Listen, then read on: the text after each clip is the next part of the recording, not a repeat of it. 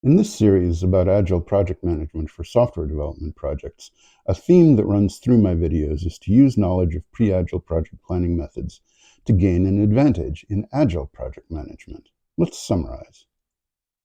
Project planning entails many kinds of information gathered from different parts of an organization.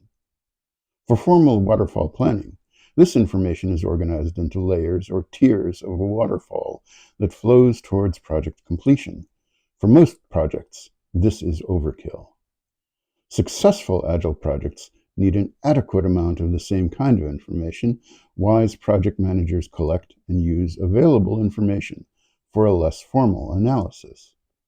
It would be a mistake to do formalized waterfall planning for agile projects. It would be an even larger mistake to hold an agile project to a preliminary estimate of duration and resources. Be discreet in your use of the dark arts.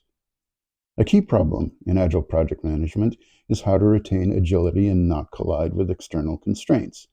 This is another place where knowledge of pre-agile methods can serve you well. Projects should have milestones. A key milestone is associated with the project achieving a minimum viable product, or MVP.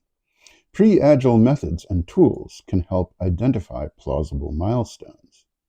Identifying a minimum viable product is key to communicating with interested parties, getting user feedback, and keeping activities like product rollout coordinated with agile projects.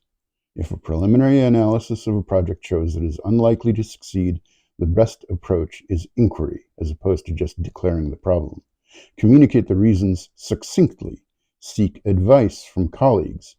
Even if you have an outcome in mind and have already discarded several alternatives, it is often better to make these kinds of decisions as participatory as possible.